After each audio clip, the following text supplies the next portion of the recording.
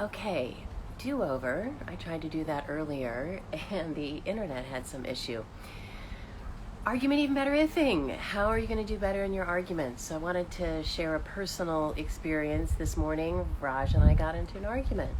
We actually had some tension building last night, and we had some conflict this morning. We then kind of pulled out of it, but we didn't pull out of it in a positive way. We did it and just kind of separated. So after we separated, neither one of us likes to be in conflict. That's one of the great things. We used to have conflict all the time, and we didn't care that we were in conflict. I mean, we cared, but we cared more about being right. There was a lot more ego involved.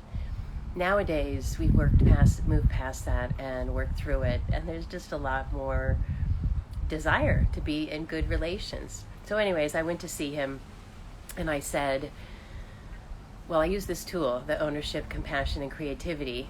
But I wanted to today, before I tell you about what we did in that tool with the OCC, ownership, compassion, and creativity, is that last night we did a masterclass on argument even better ifing. So how to do better in your arguments, how to retire your repeat arguments. And so I wanted to practice that and show you me doing it myself.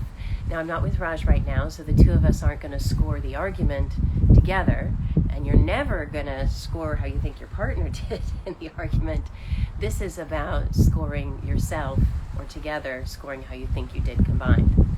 And when you're scoring, you're not just doing it to keep points, right? You're doing it to actually inform how can you do better. It's a great path of holding onto the handle rails of looking at an argument without veering off the road back into the argument and getting swept up in it again. Now, if you do get swept up into an argument using this tool, maybe you need some personalized support. You can either find another couple to do this with, or of course you can reach out for personalized coaching with me. Okay, but in my personal experience, am I avoiding this telling you? I'm trying to be more personal and share more personal examples. So I had an argument this morning and thought I'd share. All right, so argument even better ifing, the 5 different questions that we look at is, the first one is, how often does this fight happen? And the reality is that Raj and I are not short or tense with each other and cranky, and we just don't do that very often. We used to do it all the time and worse, but like I say, 14 years married and 16 years together, we've worked through a bit, right? Especially once people started asking us to teach relationship work, then we really wanted to lean in even more. And it's the thing, it becomes, addictive isn't the right word for it, but it just becomes a part of who you are and something that you do that gets easier and easier and has a greater and greater impact, so you do it more and more and more. Okay, so that was the first question, is how often does this argument happen?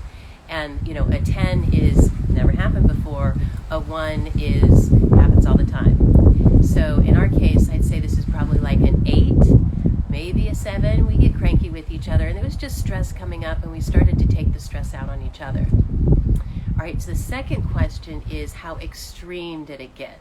Now, it didn't get extreme at all. We didn't raise our voices. Name calling's been off the table for us for a long time, or swearing. But, it was just tense, and we separated without resolving it. We were even having the argument in the shower, and then we just got up and got dressed, and we were talking to each other from other rooms. And so even though we ended it, it was just like, let's just stop talking about it. So, it wasn't extreme, but I'd give it like a 6 or 7, somewhere in there. I guess somewhere between 6 and 8, we'll call it. I'll choose 7, in between. All right, then the third question to ask in your argument even better ifing is, how long did it last? Now, for us, this was about 5-10 minutes or so. We had a shower. We were getting out of the shower, so probably about 10 minutes. So a 10 is going to be, such a blip, we barely noticed. And a 1 is going to be, it hasn't ended, it's still going on. So in our case, it was pretty quick, and I did go to him, so I'm going to give myself like an 8. It's pretty good, 10 minutes. I do want to make a heart-shaped timer that you can, like a kitchen timer, and you can turn it, you can decide, okay, I'm going to be upset for 10 minutes, or I'm going to be upset for 5 minutes, and you give yourself permission. I don't want to suppress feelings, right? But you want to work through them. I had a teacher once tell me, if you're angry or emotional for more than 5 minutes, I think she said angry though, but if you're angry for more than 5 minutes, it's arrogance. right? So feel it and let's move on, right? Let's find another way and let's move on. Okay, so far we've got how often does it happen, how extreme did it get, how long did it last. Now the next two are some of the most important ones, which are, did you use any tools? And in this case, we did use some tools.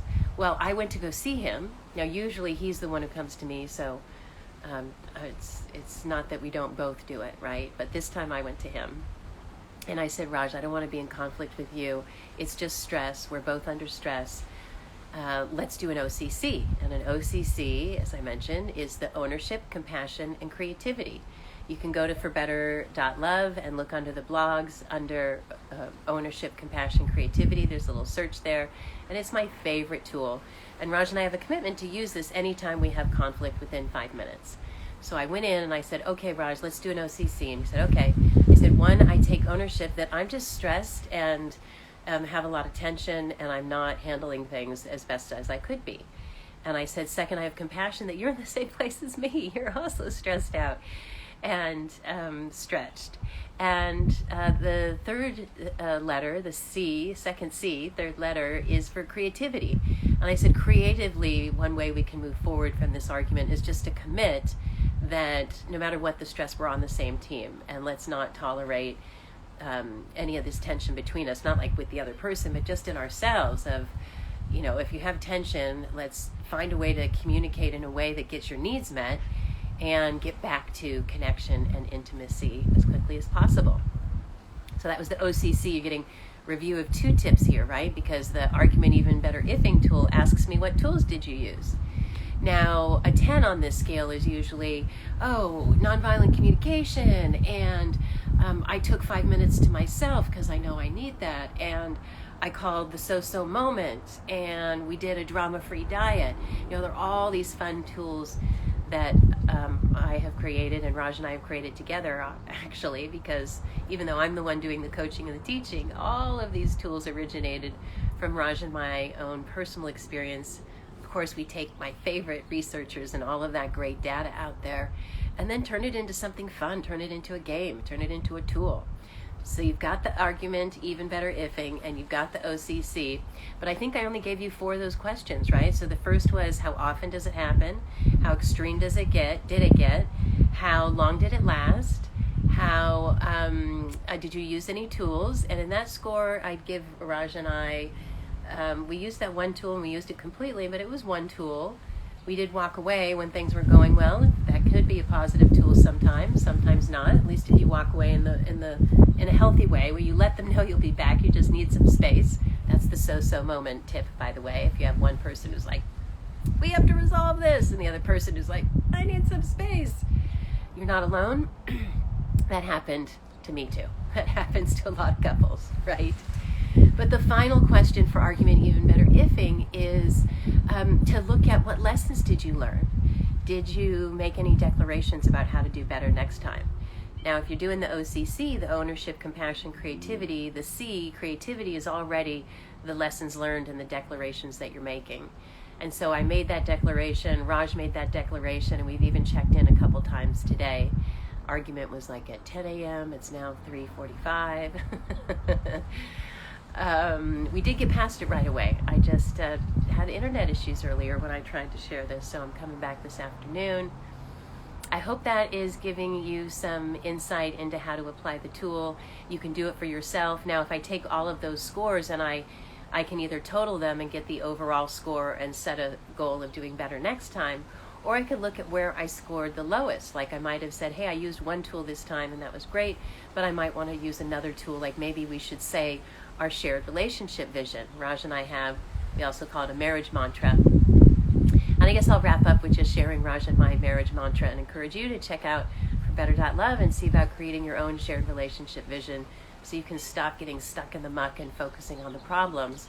Yes, do that. It's helpful, but as quickly as possible, get into what do you want? What do you want? What do you want? Stop the blaming, the complaining, the shaming, and get into what you want. All right, having said that, here is Raj and my relationship vision. So I'm going to pretend I'm saying it to him, and we say this usually simultaneously, one word difference, and you'll see what I mean. I love my marriage and my husband. He's his wife. We're playful, peaceful, and passionate. We're hot for each other and express it daily. We generate with intention, we communicate with care, we seek to spot, understand, and meet each other's needs and delights, contribute to the world, we care for our bodies, we're on top of what is to be done, and abundant with our with our finances, time, energy, and love. Now we've got that memorized because we had it framed and put on our dining table for a number of years. It was probably a number of months until we had it memorized, and now we say it when we have a conflict. We've even turned it into a vision video, which is one thing I do with our full limo ride. Our high touch, high support coaching program is not just only you create a vision, but you create a video with it as well. We even took ours and recorded our voices over it and it's our voices, it's Raj's music that he composed, and pictures of us with words of saying our vision. And I've got that bookmarked on my phone, so if I'm too upset to say it, I could go ahead and play it, right? Because what we're doing here is talking about the core practice, building a muscle of not settling for making each other wrong, not settling for just being right in an argument, but really wanting to lean in to loving better and better and better.